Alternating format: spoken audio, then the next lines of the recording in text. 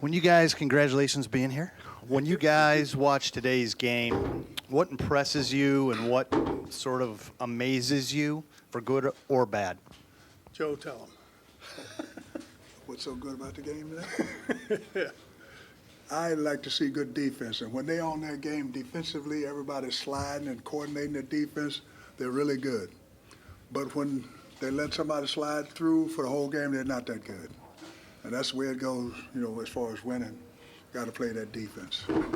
Before the big fella comments and has something really significant to say, I'm going to make my comment. It relates to today they think they need to go to the hoop, take it to the rack, or shoot the three. They forget the mid-range game is very effective, and those who use it are usually getting much better shots, and hopefully we will see more of that for this team here that's coming back from having shown that they could be great. For any of you guys down here in the front, you've obviously gotten this program as high as it's ever been. What do you think are the realistic expectations? What should this program look like on a year-by-year basis?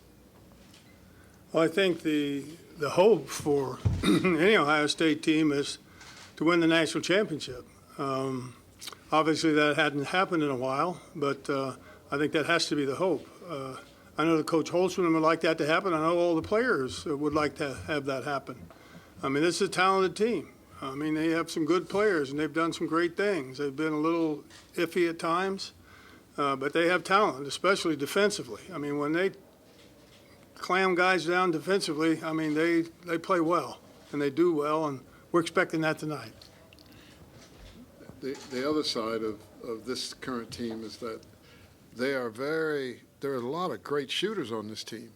And when they continue to work on figuring it out how to make sure that those shooters get shots that they want, they will be very effective, very effective. But more than anything, when you see them play well with good chemistry is something that you can't buy it. It has to be between those young men, in this case now having so much to play for to hopefully have as a future. But when they can put that aside and just make sure they make the passes, those things that make guys feel great about being on that team with you, it makes a world of difference in how effective they can be. And that was a great asset for this group. I mean, we were friends, we were close. We played the game the way it should be played. There was no selfishness on our team. Everybody likes to shoot. Mel more people. But I mean, we worked so well together, and there was no selfishness on our team. And it was just fun to be associated with them. We've been friends for more than 60 years, and I'm sure we'll continue to be friends until they shut the lid on us. Question I have, obviously, one guy who we all wish was here and passed away last April is John Havlicek. And just what did he mean to each one of you individually and to this team indeed? What was his legacy? I know you could talk for hours about it, but just in your mind, just your thought about what he meant. John was a consummate team player. He never cried. You never heard him say anything. But he played. He had abundance of energy. And when you might have read the story, when he was growing up, he didn't have a bicycle because he lived too close to the freeway. And his parents didn't want him riding a bicycle because he would get injured. But his friends had bicycles, so he would run while his friend rode the bikes. And that's why he developed his endurance. And we used to work out in St. John's Arena in the summertime. He would come from Canada fishing for a whole month, and he would outrun all of us. Never worked out, basketball-wise, but he just had that energy to add endurance. And I told him one day, I said, John, when you retire, I'm going to become a surgeon. I'm going to cut your heart out because I think you got a motor in there and you're not real. So that's kind of energy you had. Dick? I think one of the things that our team had that any team, including the people playing for Chris, will be to be good friends and get along well. We've had a ball yesterday and today. The stories that we've retold, are kind of unbelievable. But I think that's one of the most important things that we had as a team and any team coming along needs to have that. For Mel and Jerry, when you guys played, freshmen weren't allowed to play. I was wondering, why do you think freshmen should or should not be allowed to play? Well, of course, the rules have changed at various times throughout collegiate history. You know, as you said, we weren't allowed to play as freshmen. We could just play the JV team before home games only. We weren't allowed to travel. We weren't allowed to play any other teams, just our JVs. And, of course, we practiced against varsity all the time and played against them. But that was the rule then. Obviously, the rule is different now. And, you know, obviously, we all know that the better players play only 1 year and they're gone. There are rumors now that might be eliminated totally, and players might once again be able to, you know, come out of high school and go directly into the NBA. You know, things are so different today. I mean, you know, Joe and I were talking today. If we came out today, in a few years, you know, some of us might be making $40 million a year. When I came into the NBA, I made $30,000 a year, and that was a really good salary. I was, you know, #1 draft choice, and that was big money in those days. And so, you know, everything has changed. It's totally different. The rules change, you know, various times throughout history, and you know, there may be another one on the horizon that'll change everything. I wish there was a rule that kept players in school for at least 3 years. You know, that's the way it is in baseball. I think baseball has that rule. Football has that rule, right? And so I wish basketball had the same rule, but it's never going to change, I'm sure. If anything, they'll be allowed to leave from high school because of the circumstances and what's happened in the past. But I think that's the worst thing that could happen to a kid. He's not physically mature. As Charles Barkley would say, it's a grown man's league. And you take a kid 16, 17 coming out of high school, he's not ready for the physicality of the NBA, nor mentally is he ready. And you're going to find a lot of these guys one and done. In 3 years, they'll be done with their careers. They won't have no education, no money, and they just out there because they haven't prepared themselves for the future. Because basketball, at most, going to last 10 years. But these guys, one and done, 3 years, they're going to be looking for something to do, and they're going to be disappointed. Let me make a comment relative to the freshmen playing so early. Is I think we've had the opportunity as observers, and then when the coaches get the benefit of those who are mature enough, and some are and some aren't. And I think we've had that take place this year to show just how difficult it is to make this transition. And yet the stakes are so high now. So I think as far as coaches playing freshmen, they need to be able to handle them in a way that recognizes they're freshmen. And they need to treat them off the court as well as on the court that helps their growth take place, because it is a transition. There is no question. High school to playing at this level. So I think the perfect example we all are dealing with now is this young man, DJ Carton, who's an extremely good talent. I'm so happy that he's taking this time to make sure that he feels better about himself and what his future is going to be. And so I think the transition is so difficult that coaches have to be extremely capable and make sure the people that communicate with these young people are good at it so that they don't harm them while they're going through such a difficult adjustment. If all four of you would mind answering this, because it's the kind of question that your personal stories will be different. 60 years now removed from it, what effect on your life did it have that you were a national champion? Either in how you viewed the world, knowing you had that you would achieve that, or how people viewed you. Just not a lot of people do what you guys did. What did it mean for your life? I think, answering your question maybe a little sideways, this group of guys is probably the closest group of friends that I have from that day, and it was because of what we did together as a team and almost as a family. We still, for this week, we have two of the spouses of our deceased teammates here with us, and they've always been invited, and I think it'll always be that way as long as we're able to continue walking. So, Joe? I tell you, winning is not something that you brag about. It just gives you a positive feeling. Anything you try to accomplish, you know you can do it. You know, I mean, I wouldn't want to be a mathematician because I don't know math. But in my area, you know, I just feel like I can do anything that anybody else can do in my area. It gives you that inwardly positive approach that, you know, to life and knowing that you can make it. Well, it's also the realization that you've done something that very, very, very few people in life get the opportunity to do. Winning a national championship is unique. It puts you in a very elite group of people. And this was an elite group of people before we ever won the national championship. We were all from Ohio except one. Many of us knew each other coming into school, had played against each other. And it was just a unique situation.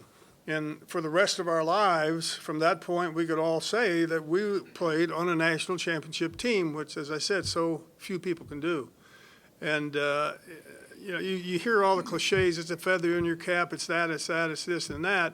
But more than anything else, as Dick alluded to, we had relationships that were more unique perhaps than in winning a national championship. And as Dick has said, it's continued to this day. You know, I text every one of these guys every week, and I talk to some of them every week. It's important to me to stay in touch with them because we had such a unique and distinct relationship that most teams don't have. And I think that's one of the big reasons we were successful. We were talking in the last 2 days. One of the great things about this team is there was no selfishness among the players on this team. We realized our purpose, we worked hard to attain it, and we accomplished something unique and that very few people have the opportunity to. And we can always say, which I doubt that any of you sitting out there can say, we were on a national collegiate basketball championship. And it's a wonderful feeling. It continues throughout the rest of your life. You know, Joe, Luke was the. Joe, I'm sorry. hold a second. Go ahead. I want to Go indicate ahead, this go ahead. before you go further, because I like hearing what he has to say also. But I want to indicate this. After having gone through high school in a very successful high school and then had a great senior year, I had achieved a number of things that I felt really good about, that any individual should feel good about. But when we got here, and I say we because we joined each other before we even chose a college. We joined each other and played together. But when we won that national championship, as we approached it and got to it, I kept not looking ahead, but simply saying we had a job to do at that time. But when we actually reached the point where that clock was running down, and we realized we were ahead, obviously, but I wasn't even able to feel it until that clock made its last tick. I felt for the first time in my life, and the only time, athletically, what elation felt like. I felt so good, and when I saw the films, I saw myself run around and do things that looked like a little kid, like a little 3-year-old running around, jumping and having a great time. Well, that's part of what I experienced, is something that I had never experienced prior to or again athletically. And I've had a lot of success athletically even after that. So it's a feeling, like you've heard some of them say, it's something you carry within you, and that has lasted in terms of what I feel about what we accomplished. It was simply the best that you can feel. You know, what Luke was LeBron James of you guys' time. I don't know whether you realize or not because you're too young. He had all the publicity LeBron's had coming out of high school, and he could back it up. I mean, he really, so had he been a selfish player, or if you work for a corporation and the manager don't get along with everybody, you're not going to be successful. So everything hinged on Luke and his personality as a team player. He didn't care whether he got 30 or 10. You know, he never cried. He was just a consummate team player, so everybody had to fall in line. But if you work for a company and your boss is off kilter, see what happens. You're not going to be successful because people are not going to work for him, you know. So with Luke, everybody fell in line and said, hey, let's go get him. And he didn't say anything because he was scared. You know, as a sophomore, they would beat the hell out of him, you know. And the guys, I had gone through that. I'd never want to be a leading scorer because the leading scorer, you're going to get tapped. You know, so I didn't have the temperament for a guy hitting on me because I was going to hit back. And so Luke, you know, he took it. So I used to tell him, Luke, you can't let him do that. He said, what? You got to hit him. You got to knock him down. You know, because guys be beating on him, look just like this. Because he's a sophomore, you know. I said, man, the Big Ten is rough. You can't let him treat you like that. But he would burn them. He would burn them by that. I mean, he'd score on them even more. He wouldn't join them and be in a position where he could get penalized for doing something, fighting back. But he would burn them. And I would tell him, like that. You let him hit you like this, you're going to be dead. I never died. He's tougher than you thought. Hey, I was beat up more than that at Sunset Park in Middletown, Ohio, let me tell you. Yeah. You gentlemen have referred to the changes in basketball over the years, and I know in your era the NIT may have been a bigger deal than the NCAA with some schools. I wonder if, given your preference to play in an era, would you prefer to play in the era you played, or would you prefer to play in the era now? Do you think basketball is better now, or was basketball better, purer then? Let me make the initial comment on that, if I could. You know, the era that we played in, you have to remember, we played in an era where you had players that are part of that 50 greatest players. So that was part of our era. And people always ask you, how do you think you would deal with playing against, et cetera, meaning the later teams. But really, you never are in that position. The ones that are out here playing today are simply playing against their peers, the best that are out there. We did the same thing.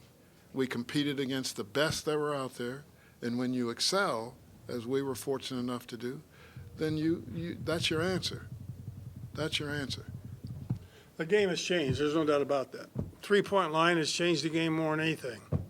You know, I was at an opening of some new dorms that Darrell Imhoff was head of marketing for a basketball camp in Oregon. And John Wooden and Pete Newell, and some of you will know the names and some of you won't. John Wooden, of course, considered the greatest college coach ever, and Pete Newell was an incredible coach, won a national championship. I played for him in the Olympics.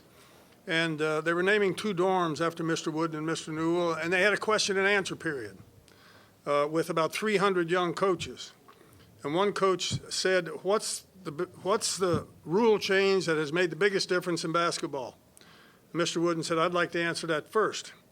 He said it's the elimination of the jump ball after every made shot. Now, you should have seen the reaction from those 300 young coaches out there. What in the world is that old man talking about, you know? And Mr. Newell said, I agree with you, Coach, but he said, I think the second thing that's changed the game most was the origination of the center court line. It never used to be out there. You could dribble it any place and go any place. So the three-point line has changed the game dramatically, too. I mean, it's a different line, but it's changed the game. Everything's moved away from the game. When we played, things were inside. In the NBA, for instance, everything was inside. Wilt, Russell, all the big guys, you know. And I was the first big man to ever move away in the NBA. When I played center for the New York Knicks, first time I played center there, and of course, when I'd move away, those guys were dumbfounded. I mean, they had never seen a player move away from the basket. They didn't know what to do. I mean, they really didn't know what to do. And of course, now all the big guys go out there. I mean, that's the game today. So it's changed. It's changed dramatically. And you don't have the gives and goes and the inside game like you used to have in the past, so it's a different game, you know. But each era is a different era. I mean, it's a great game still today, but it's different than it was before. Speaking of changes, I like the era that I played in because I was thinking. You know, now the coaches, they don't think. They ran the same. Everybody run the same stuff.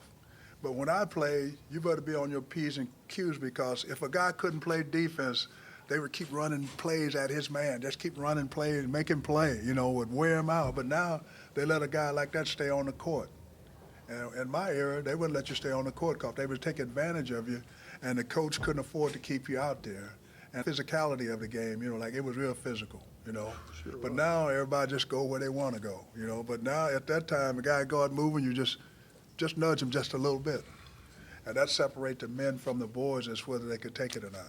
Yeah, there was a separation real quickly in the NBA. Yeah. I know Wilt used to tell all the rookies, he'd say, hey, Rook, he said, if I get an offensive rebound, you better run. He said, if you don't, I'll break your arm. And he would have, you know. So the game before was really a lot rougher and tougher than people realize. You didn't see so much of it in the past because there was not that much television. But today, everything is seen and replayed and replayed. Man, that's tough. Man, that's rough. Joe played. Mel played. You know, we all played in the NBA. So it was, you know, it's always been a tough game. It's always been a rough game.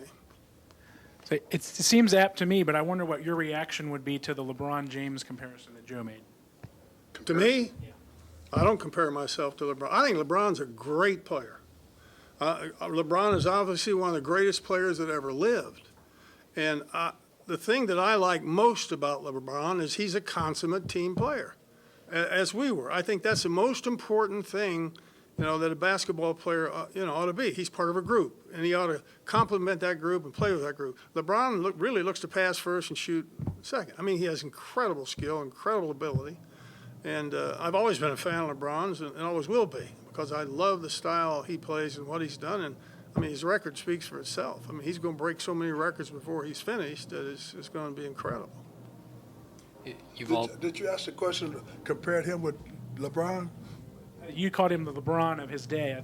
I mean, just publicity-wise. Yeah. I mean, just not an ability because they're two different guys. Two different players. Two different players. LeBron couldn't rebound with them, you know, but he can't keep up with LeBron with the ball, you know. It's just one of those things. And LeBron, what I like about him is that he, like he said, a team player. He gets you involved, but he has the ball a lot, which a lot of players don't like. But he gonna get you the ball if you can play. The only thing that I don't being a former coach is that he never had good coaching. He never had any coaching. His coaches that he would have more championship than Michael Jordan if he had good coaches. Because he always had a rookie coach and they knew nothing about defense, nothing. But he carried those coaches and players to the championship, 3 or 4 years before he won one? Mm-hmm. When he came into Cleveland, didn't he take them all the way to the finals that year? Right, early on. Yeah. Early. Just a high school guy. Strong as hell. He's strong, you know. You've all spoken about your bond and the, you know, how close you guys remain after all the years. I just wonder what it felt like for all of you to see Bob Knight go back to Indiana after so long and have that sort of emotional reunion with that program. What was it like for you guys to see that? I was glad to see. Go ahead, Dave. Yeah.